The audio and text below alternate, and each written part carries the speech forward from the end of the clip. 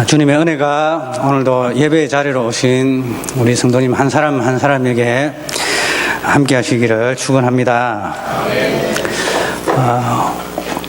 우리 주님께서는 바리새인들과 서기관들이 예수님을 부인하고 박해하여서 그 박해의 자리를 피해서 어디론가 사라지는 그러한 가운데 있었습니다.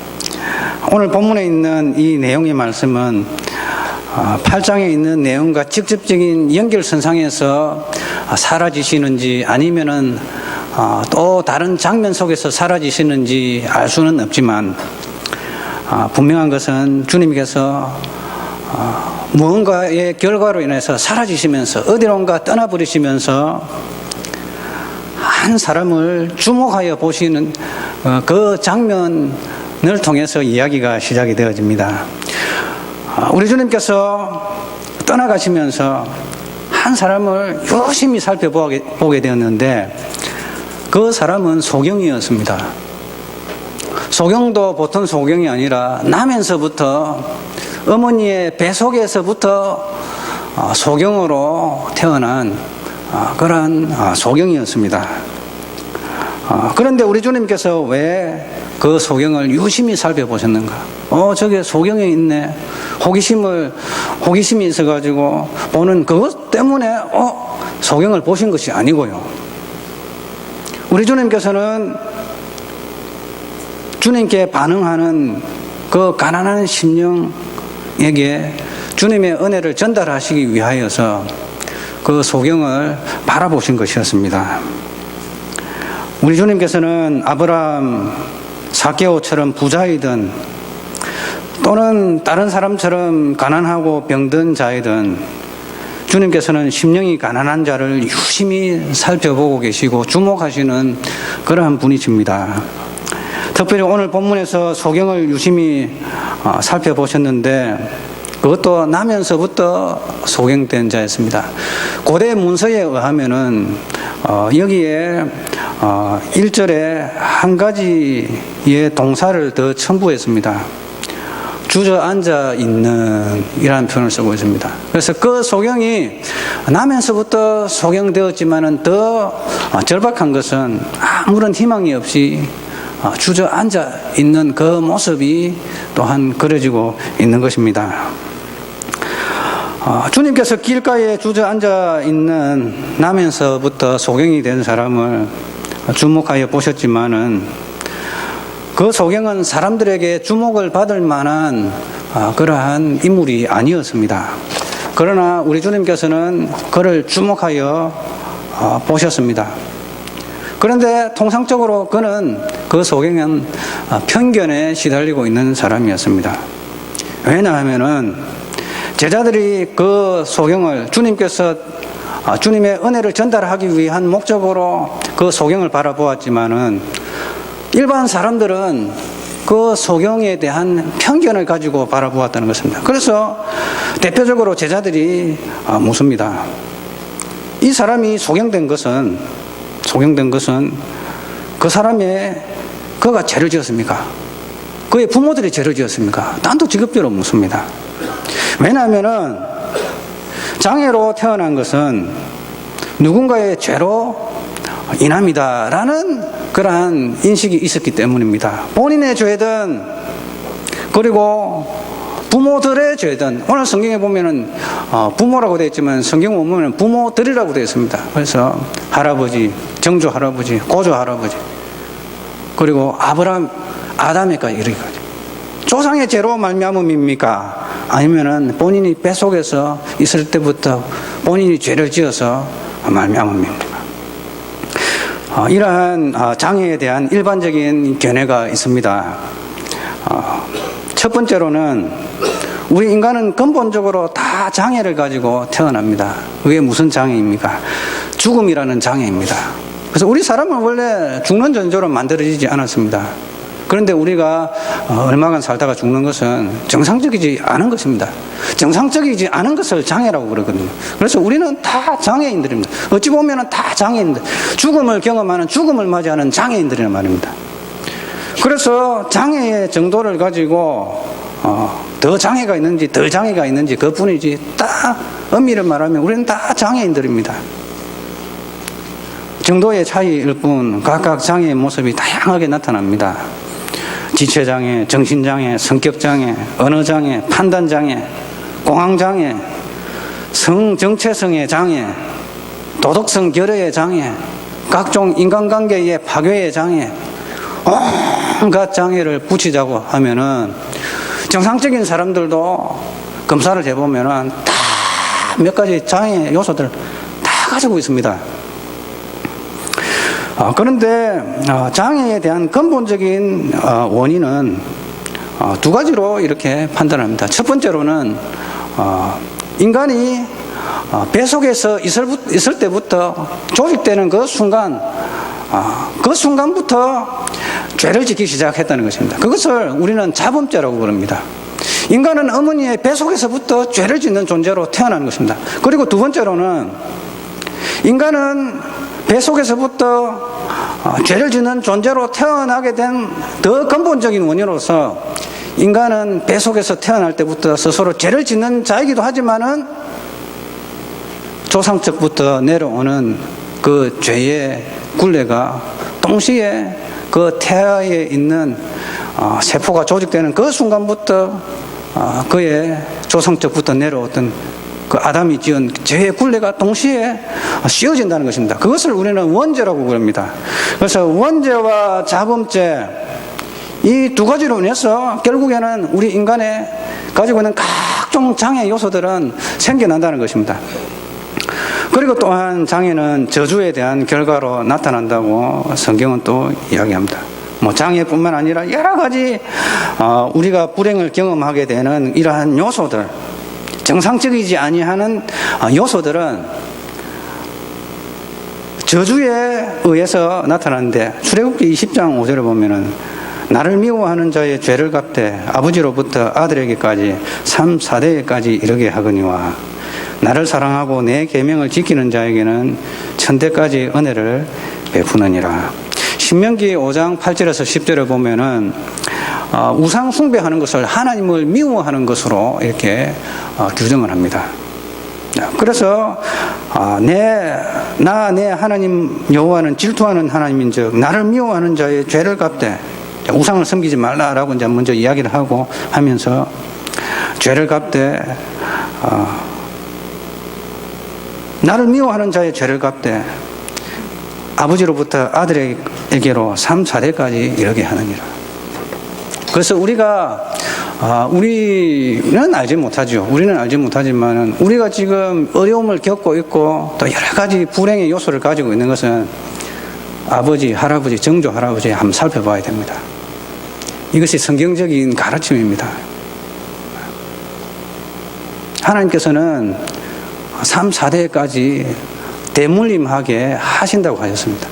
자, 그것을 예수 안에서 끊을 수는 있지만은 그건 일반적인 그러한 자연의 섭리 가운데서 그렇게 흘러내려오고 있습니다. 자, 그런데 그러한 가운데서 또한 바울이 독사에 물렸을 때에 멜레데 섬에서, 몰타 섬에서 독사에 물렸습니다. 풍랑에서 살아났습니다. 죽지 않았습니다. 그런데 겨울에 불을 떼다가 장작더미를 갖다 놓는데 그 뱀이 뜨거워서 튀어나오면서 사도 바울의 손을 물어버렸습니다. 그래서 몰타섬에 있는 사람들이 하는 이야기입니다. 이 사람은 진짜 살인한 사람이 맞구나. 바다에서는 기적적으로 건짐을 받았는데 이 사람은 정말 살인한 사람이구나. 죄의 대가를 받는구나 라고 이렇게 했습니다. 그래서 사람들이 고통을 받는 그러한 고통의 원인에 대해서 규정하기로는 죄를 지어서 그렇다라고 이야기하고 있습니다. 그리고 욥의 세 친구들도 욥을 위로하러 왔다가 오히려 그들이 내린 결론은 너가 죄를 지어서 그렇지, 너가 죄를 안 지었으면 어떻게 이러한 일이 발생하느냐. 이러한 인간들의 생각 속에는 불행과 모든 요소들은 죄의 결과로 인한 것임을 이렇게 우리는 알 수 있습니다. 이것을 우리는 인정을 해야 합니다. 자, 그렇다면은 제자들이 묻는 질문은 이렇습니다. 이 사람이 나면서부터 소경이 된 것은 자신의 죄와 그리고 조상들의 죄 중에서 누구의 죄가 더 비중 있게 계산이 되어서 초래된 결과입니까? 라는 것이거든요.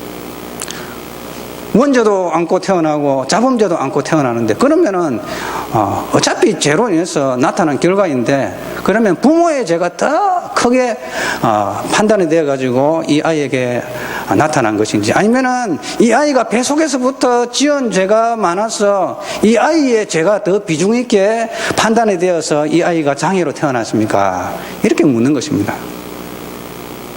나면서부터 소경된 사람에 대한 제자들의 평가는 그러했습니다. 우리도 그렇지 않습니까?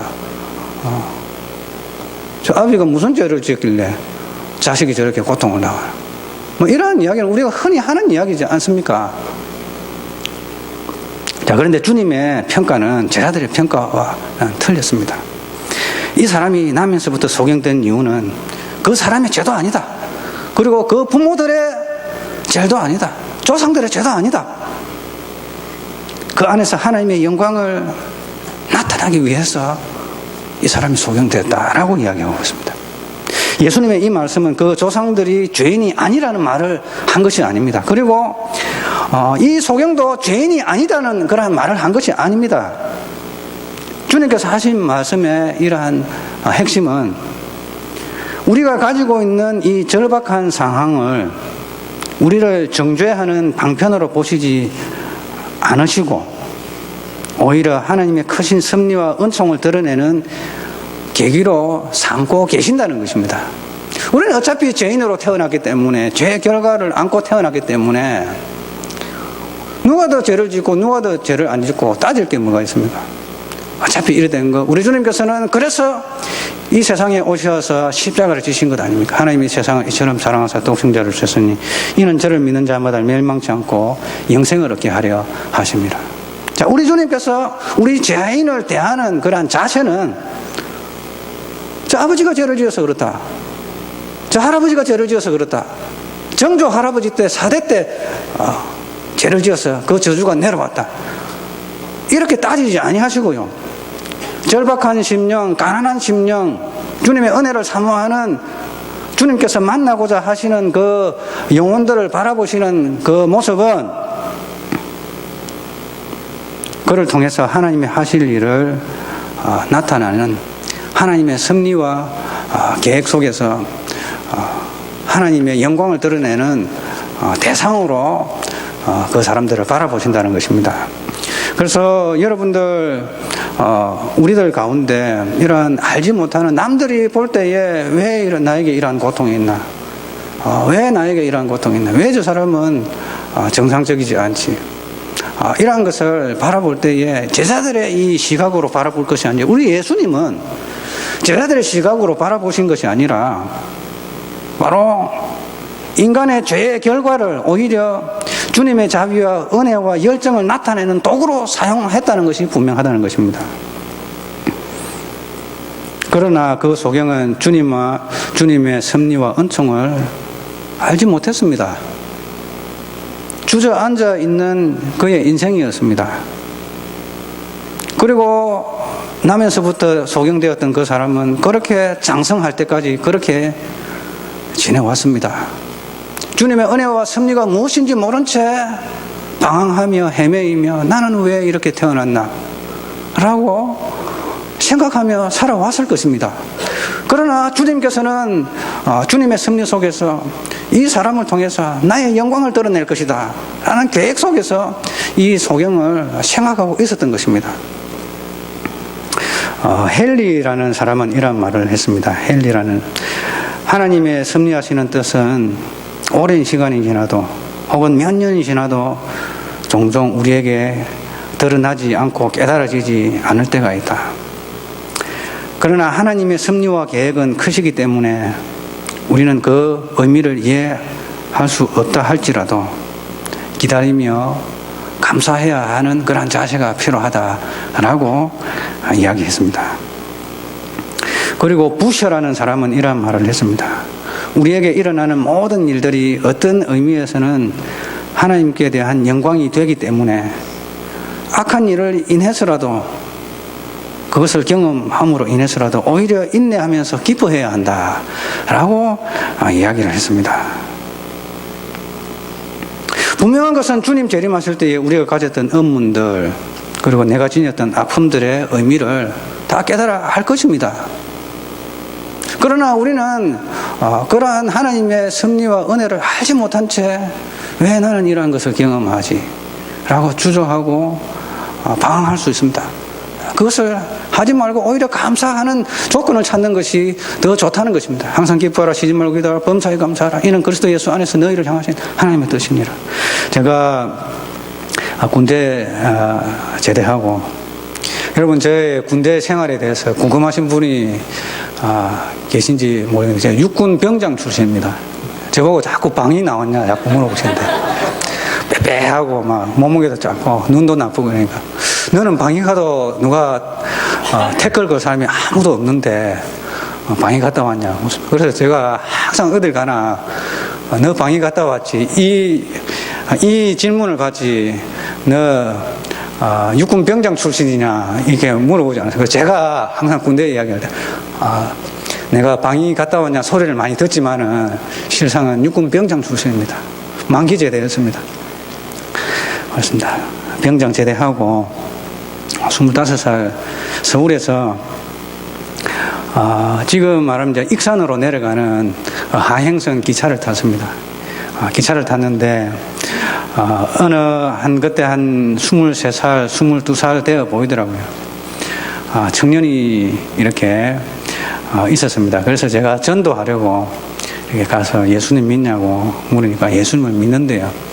자, 그러면서 이때까지 살아온 그런 자기의 이야기를 자기가 의문을 가지고 풀리지 아니했던 고민을 저한테 이야기하는 것입니다.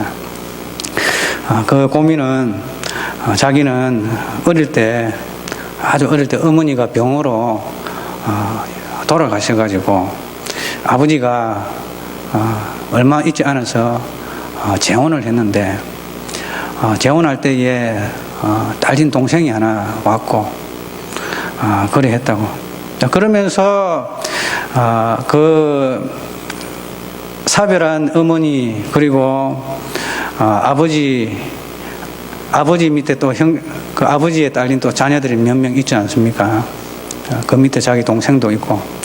자, 그렇게 해가지고 그 사이에 애환을 이야기하는데 아버지가 그 청년한테 아들한테 용돈을 주면 하는 말이 엄마한테 받았다 이야기하지 마라 하면서 막 이렇게 용돈을 주더래요. 그래서 엄마한테 용돈을 받았다고 이야기하면은 엄마하고 아버지하고 사이가 좀 틀어지니까 아들 때문에 질투하니까 엄마한테는 새엄마한테는 아빠가 용돈 주더라 그런 말 하지 마라 그렇게 이야기하더랍니다. 그리고 어머니가 데려온 그 동생과 또 자기하고 엄마가 새어머니가 비교를 많이 하더랍니다. 그리고 자기는 엄마가 칭찬하지 아니하고 비판의 대상으로 소재를 삼아가지고 자신이 낳은 데리고 온 아들과 비교의 대상으로서 이렇게 이야기를 많이 하더랍니다. 저하고 똑같은 거예요. 저하고. 제가 7살 때 어머니가 돌아가셨거든요. 그리고 저희 형님은 5학년이었고 저희 누님은 중학교 1학년이었습니다. 그래서 3남매를 남겨두고 어머니께서 30살의 나이로 17살에 결혼했거든요. 저를 23살 때 낳으셨어요. 그래서 꽃다운 나이에 저희 아버지는 27이니까 10살 차이. 꽃다운 나이에 결혼하셨는데 이렇게 저희 3남매를 남기고 돌아가셨는데 아버지께서 1년 만에 이렇게 재혼을 하셨어요. 재혼을 하셨는데 재혼할 때에 누님을 하나 데리고 왔어요. 그런데 아버지가 용돈을 저한테 막 주시는데 엄마한테 받았다고 이야기하지 마라 막 그러시고 그래서 저는 이제 새엄마한테 용돈 안 받은 것처럼 또 용돈 받고 막 그렇게 했어요. 그리고 또 새어머니는 데리고 온 그 자신의 피부치를 사랑하기 때문에 항상 이야기를 하면은 좋게 이야기하고 저와 형제들은 비판의 대상으로, 비교의 대상으로 항상 이야기를 하더라고요. 상처를 많이 받았죠. 그래서 그 만난 친구하고 이야기가 똑같더라고요. 어찌 그리 똑같은지. 그렇게 해가지고 그렇게 살아왔는데, 그 저희는 이렇게 고민해서 나는 왜 이러한 것을 경험할까? 다른 사람들은 어머니가 건강하고 형제들 새어머니 새아버지가 아니라 어머니 밑에서 자라나는데 우리는 왜 이렇게 힘든 것을 경험할까? 왜 나에게 이러한 아픔이 있을까? 항상 고민하고 물어왔던 그런 질문이었거든요. 그런데 이 청년을 만나는 순간에 제가 한 가지 깨달은 바가 있습니다. 하나님께서 나에게 이러한 고통을 주신 것은, 아픔을 주신 것은 이러한 사람들에게 위로할 수 있는 사람은 똑같이 경험한 사람이 위로해 줄 수 있지. 책에서 보고 듣고 연구해가지고 조사 결과를 발표한 그것을 데이터 조사해가지고 이러한 그러한 자녀들은 이러한 그러한 습성이 있다더라. 그러니까 너는 이렇게 하면은 그 어려움에서 벗어날 확률이 있어 라고 이야기할 수 있지 않습니까? 경험하지 않았다면은. 그런데 제가 경험을 해놓으니까 나도 똑같은 거 경험했다. 힘내라. 용기 잃지 마라. 우리 잘 반듯하게 잘 살아서 하나님 영광 위에 살아가자. 제가 그 말을 이야기했습니다. 그리고 기차 안에서 우리 두 사람이 손잡고 기도했습니다. 그 친구는 서울에서 법학과를 다니고 있는 학생이었습니다. 지금은 어디인가 변호사나 판사나 하겠죠. 그래서 생각할 때마다 하나님께서 만날 수는 없잖아요. 어떻게 TV에 광고를 해가지고 만나겠습니까? 어떻게 만나겠습니까? 만날 수는 없지만은 하나님 그때 만났던 그 청년 함께 해주셔서 우리가 함께 기도했던 그 기도의 내용이 이루어져서 그 청년 또한 똑같은 아픔을 겪고 있는 많은 사람들에게 위로와 용기를 주는 그러한 사람 되게 해주십시오. 그러한 기도를 하고 있습니다. 자, 그래서 우리는 주님의 섭리와 은총을 우리 살아가는 동안 다 알지 못합니다. 주님께서는 우리 하나님의 백성들, 하나님이 사랑하시는 그 자녀들, 가난한 심령을 가진 자녀들이 가지고 있는 그 아픔을 일반 사람들처럼, 제자들처럼 정죄의 대상, 따지는 대상으로 보지 아니하고 하나님의 은혜가, 하나님의 섭리 가운데 그것을 사용하여서 주님의 영광을 드러내는 그러한 도구로 우리 주님께서는 보고 계신다는 것입니다. 자, 그렇기 때문에 우리 모두는 우리가 가지고 있는 이 아픔과 그리고 우리가 이해하지 못하는 이러한 현실을 낭망하고 자조하고 자신을 저주할 것이 아니라 이러한 것을 역으로 우리 주님께서는 사용하셔서 주님의 영광을 나타내는 그러한 도구로 사용할 수 있을 것이다 하는 믿음을 가지고 우리는 오히려 감사하고 기뻐하고 사랑하는 그러한 저와 우리 성도 되시기를 주님의 이름으로 축원합니다. 결국 이 모든 것이 이루어졌을 때에, 하나님의 섭리임을 우리가 발견하게 되어질 때에 우리는 그때 당시 더 기뻐하지 못했던 것을 아쉬워하게 될 것입니다. 결국 모든 것이 이루어져서 하나님의 섭리 가운데 이 모든 것이 있었다는 것을 알게 될 때 우리가 그때에 더 감사하지 못했던 것을 아쉬워하게 될 것입니다. 그리고 이 모든 것이 이루어질 때에, 우리가 하나님의 섭리를 발견하게 될 때에 우리는 더 사랑하지 못했던 것을 아쉬워하게 될 것입니다. 그래서 주님께서 말씀하십니다. 어떤 이유에서는, 어떠한 상황 가운데서도 항상 기뻐하라, 쉬지 말고 기도하라, 범사에 감사하라. 이는 그리스도 예수 안에서 너희를 향하신 하나님의 뜻이니라. 우리가 아픔을 당한 사람을 바라볼 때에 주님의 시각으로 바라보시는 은혜가 있으시기를 바랍니다. 그리고 자신의 아픔을 볼 때에 자조하고 원망하고 하나님을 원망하고 사람을 원망할 것이 아니라 이 가운데 주님의 섭리 가운데 역사하실 주님을 기대하고 주님께 오히려 감사하는 그러한 자세를 가지시기를 주님의 이름으로 축원합니다. 중요한 것은 어떠한 환경 가운데서도 주님의 은총을 수용할 수 있는 가난한 심령을 우리가 소유하고 있는가, 그것이 중요한 것입니다. 그리고 우리를 향한 하나님의 섭리와 계획이 있다라는 것을 우리가 인식하고 또한 살아가야 하는 것입니다. 제가 알고 있는 형님 돌아가셨는데 암으로 돌아가셨는데 그분이 이렇게 돌아가시기 한 일주일 전에 페이스북에 글을 옮겨놨더라고요. 무슨 글을 올려놨는가 하니까, 내가 의식이 사라지기 전에 우리 아내한테, 아들들한테, 딸들한테 사랑한다고 더 말해야지, 이 글을 남겨놨더라고요. 그래서 그 죽음의 그 순간에 그는 하나님의 섭리와 계획, 하나님을 원망하지 아니었습니다. 하나님, 나를 지금까지 살게 하신 것 감사드리고, 그리고 지금까지 산 것 또한 어차피 한번 살다가 죽는 것 인생인데, 주님을 믿고 주님을 영접하는 것으로 하나님께 영광을 올려드리면서 내가 의식이 사라지기 전에, 이제 말기 암 환자들 이제 죽기 직전에 아무 의식이 없잖아요. 숨만 쉬잖아요. 의식이 사라지기 전에, 내가 말을 할 수 있는 힘이 없어지기 전에 우리 식구들한테 더 사랑한다고 말해야지. 그리고 일주일 뒤에 그 페이스북에 그 맏아들이 우리 아버지 소천하셨습니다. 하나님 품에 안겼습니다. 이렇게 남겼습니다.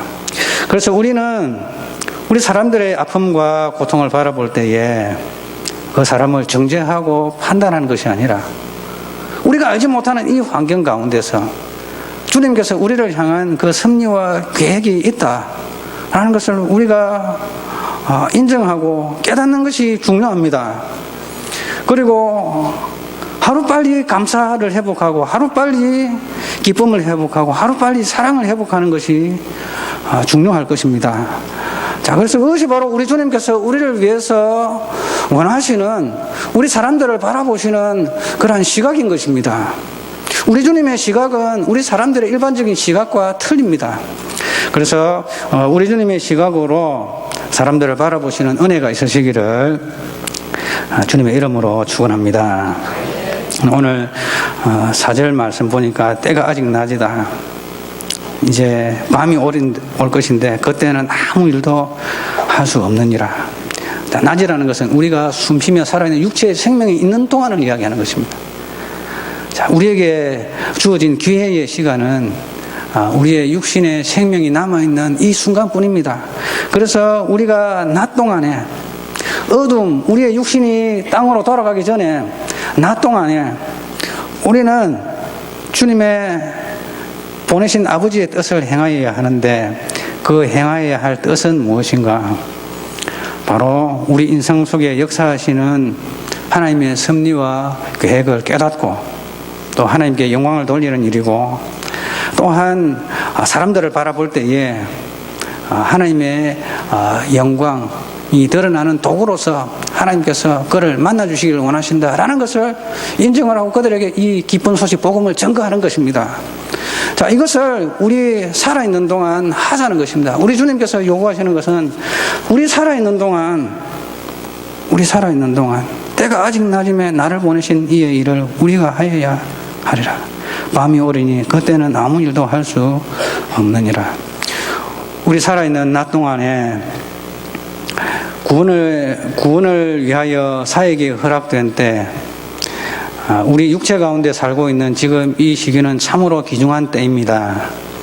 이 시기를 하나님의 영광과 영혼의 유익을 위하여 잘 이용해야 할 것입니다. 밤이 오면, 즉 우리의 육신이 생명의 마감이 되면 우리가 하나님을 위해서 할 수 있는 사역이 마감이 됩니다. 또한 이 밤에는 회개의 기회조차 주어지지 아니합니다. 자, 그래서 우리가 살아있는 동안에 주님을 대신하여서 세상의 빛으로서 이 사역 잘 감당하시는 저와 우리 성도님 되시길 주님의 이름으로 축원합니다. 하나님 아버지 감사합니다. 우리 죄인들을 바라보시는 가난한 심령을 바라보시는 우리 주님의 시각을 우리도 가지게 하여 주시옵소서. 하나님 아버지 이해할 수 없는 아픔과 어려움 속에서 원망하며 자조할 것이 아니라 이 속에 하나님께서 우리를 향한 승리와 계획이 있음을 깨닫고 인정하며 주님께 감사하며 찬송하며 기뻐하며 사랑하는 저희들 되도록 인도하여 주옵소서. 이 빛을 우리 살아있는 동안 사람들에게 비추게 하여 주시고 우리를 보내신 주님의 뜻을 우리 살아있는 동안 온전히 이루도록 저희들을 사용하여 주옵소서. 예수님의 이름으로 기도드립니다. 아멘. 광고 말씀드리겠습니다. 8월 교회 행사로 수고하신 모든 분들께 감사드립니다. 받은 은혜로 예배와 교제와 봉사와 선교에 더욱 힘쓰시는 우리 성도님들 되시기를 소원합니다. 그 예배 후에 임시당회로 모이겠습니다. 우리 다 같이 일어서서 주기도송으로 예배를 마치겠습니다.